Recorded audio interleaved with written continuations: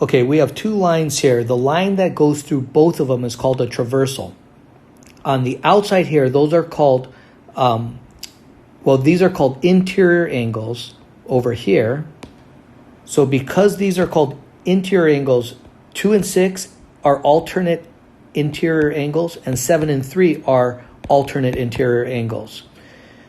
2 and 3 are called same side interior angles. 7 and 6 are same side interior angles. And finally, corresponding angles 1 and 3 are corresponding, 2 and 4 are corresponding, 8 and 6 are corresponding, and finally 7 and 5 are corresponding. So 2 and 6 are alternate interior angles.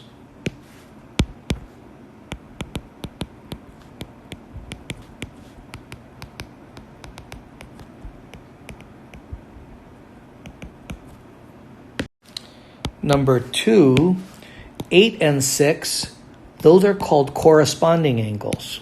I'll just abbreviate by doing that. Number 3, 2 and 3, those are same side interior angles. I'll abbreviate by doing this. Oops, let me undo that line. I don't know how I got that line there, but that's same side interior angles. Number 4, 3 and 7, let's see, 3 here and 7 there. Those are interior and they're alternate. So those are alternate interior angles. I'll abbreviate by doing that. Number 5, 5 and 7, those are called corresponding angles. I'll abbreviate by doing that. And finally, number 6, angles 3 and 1, those are also corresponding angles. Okay, number 7, we want to name two lines and the transversal for angles 2 and 3. Here's angle 2, here's angle 3. So this is one line, SR, and the other must be PQ. So the two lines are SR and PQ. And the traversal must be this line going through them, which is SQ. Number 8. Okay, angles 1 and 4. Here's angle 1 and here's angle 4. So that one line is this, one line is this. So PS is one line, QR is the other line, and that's the traversal. So PS and QR are the two lines, and the traversal is this line going between them, which is SQ. All right, number 9, we're talking about angle P, which is here, and angle PSR, which is here. So this is one angle, that's the other angle. So one line going through is PQ and the other is SR.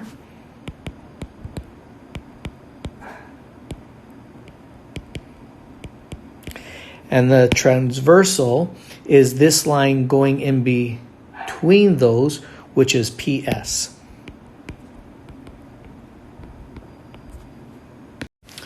All right, number 10, we want to look at angle 5, which is here, and PSR, which is here. So this angle and this angle. So the two lines, one is PS and the other is QR.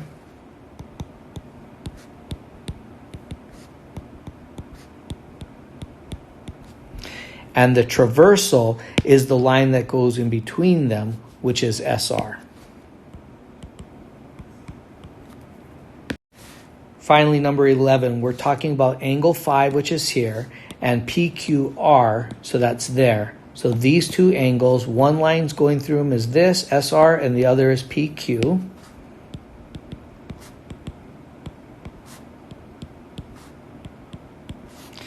And the traversal is a line going between them, which is QR.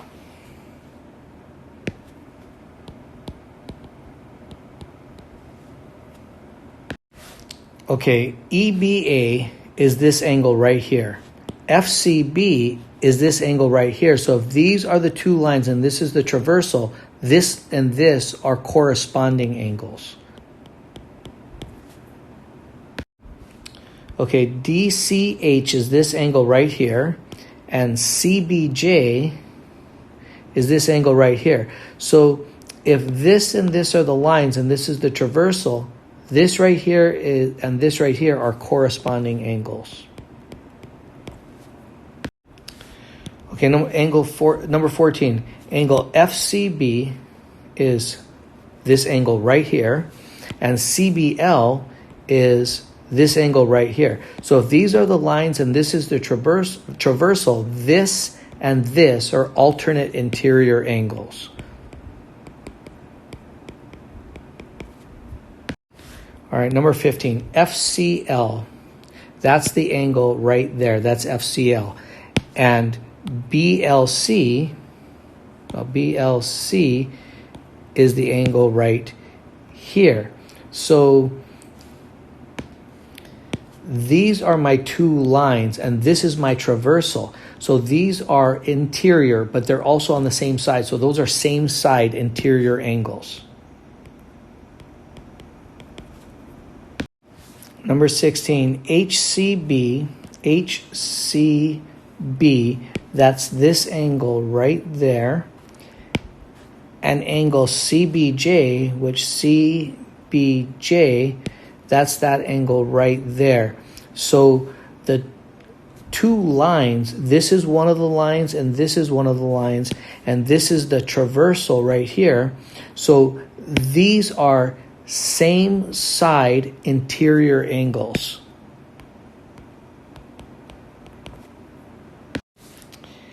GCH is this angle right here, and GLJ is this angle right there.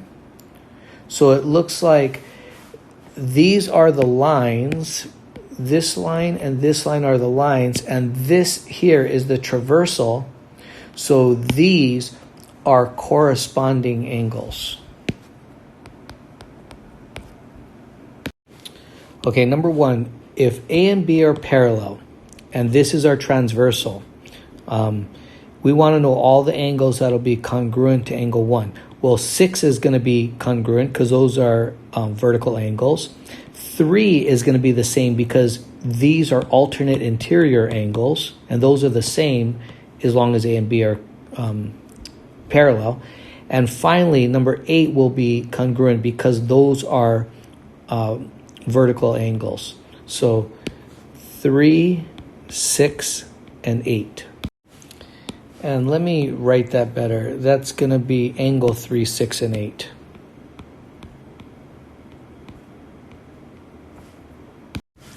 This time, if C and D are the parallel lines and we want to know about angle 1, then this is our transversal.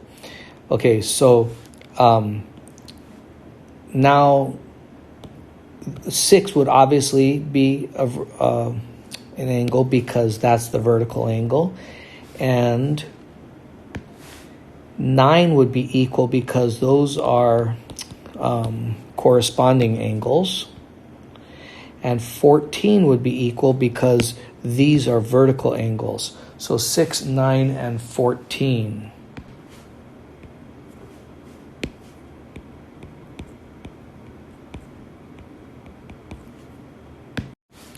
Okay, this time we're saying that both this and this are parallel, and this are parallel. And we want all the angles congruent to angle 2. So angle 5 is a vertical angle, so that's going to be equal. And then if you look, angle 7 and angle 5 are corresponding angles, so those will be equal. Angle 4 is a vertical angle with angle 7, so that'll be equal. Angle 7 and 15 are corresponding angles. Angles 4 and 12 are corresponding angles. Angles 2 and 10 are corresponding angles.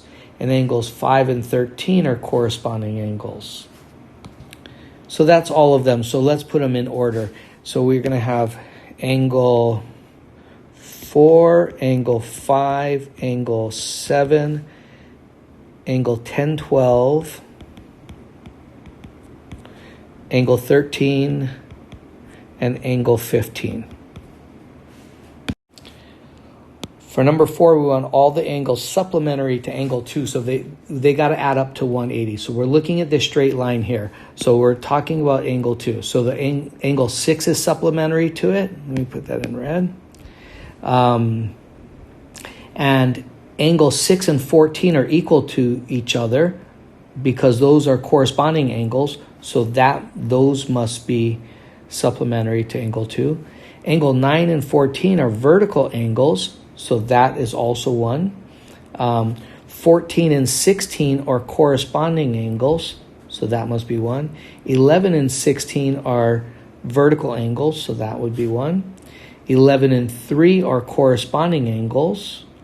And 8 and 3 are vertical angles. So it looks like all of those angles are going to be supplementary to A. Oops, I forgot angle 1. Angle 1 and angle 6 are vertical angles, so those would be equal as well. So it looks like we have, I'll put it down here. Number 4 is going to be angle 1, angle 3, 6 and 8, 9 and 11, 14 and 16. Oops. Let me get rid of that. Angle 14 and angle 16. Okay, number 5. If angle 13 is 110, that means that angle 9 is supplementary. So that's got to be 70. So angle 3 has got to be 70 because angle 9 and angle 3 are corresponding angles. So this has to be... Angle 15 is 70. Oops, I'm sorry. That was angle 3. Angle 3 is 70. And angle 15 is... Well, this and this are corresponding angles. So if this is 110, this also has to be 110. So this would be 110. Okay, angle 7 is equal to x. So we're going to call that angle x there. Okay? And it wants to know what angle 12 is. Well, angle 12, those are alternate interior angles, so those are the same. So this is also x. And then angle 6, where's angle 6? This is angle 6. These are supplemental supplemental angles. So this has got to be 180 minus x.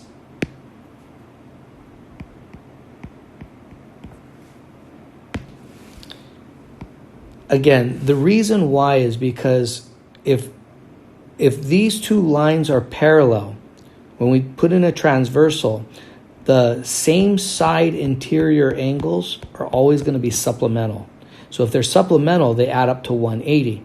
So if this is x, this has to be 180 minus x in order for those to add up to 180. Okay, these two arrows indicate that these lines are parallel to each other. Because of that, this is the transversal to those parallel lines. That means this and this are alternate interior angles, so they have to be the same. So x is equal to 60 degrees. Okay, now, because these are parallel lines and this is transversal, this and this are corresponding angles, which are also the same. So that means that y has to be 61 degrees. All right, these lines here, this and this, those are parallel. So that means that this is the transversal. That means that this and this are same side interior angles. And same side interior angles are supplementary. That means that 4x plus 14x must add up to 180. So that means x must be equal to 10. This is 90, and these two are parallel. That makes this 90. So if 2y is equal to 90, and you divide by 2, oops, let me undo that. I'm not sure why that happens sometimes. But that means that y must be equal to 45. Actually, these degree symbols don't belong here because we already have the degree symbol here, so that's just the number without the degree symbol. All right, this is a straight line, so these are supplemental angles, so this has to be 60 because they have to add up to 180. And then because these two lines are parallel and that's transversal, these are corresponding angles, so x must be equal to 60. Now these two double arrows here mean that these two lines are parallel, and then this is the transversal. So that means this and this are corresponding angles. So this is 60, this must also be 60. So if 3y plus 6 is equal to 60, we bring that over, 3y is equal to 54, that means y must be equal to 18. Okay, these arrows here indicate that this line and this line are parallel. So this is the transversal. That means that this and this are corresponding angles. So this must be equal to this. So we have x is equal to 70. Now, because we have a straight line here, if this is 70 and this is 50, all of these lines, we'll call this z for now.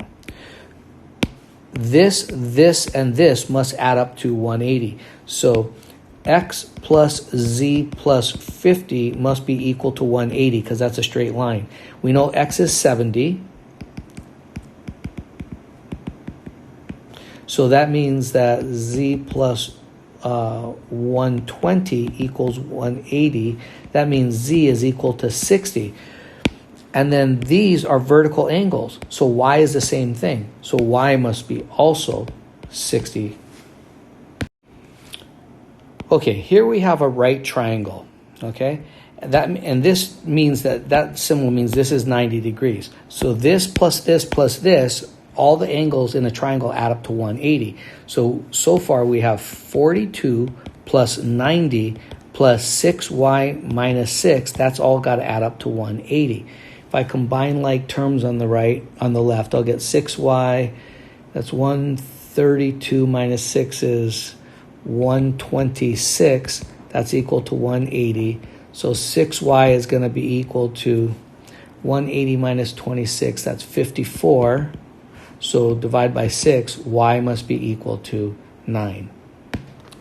To find x, well, this line and this line are parallel. That means that this and this are alternate interior angles, so they're going to be equal. So 3x must be equal to 42. Divide by 3, x is going to be equal to 14.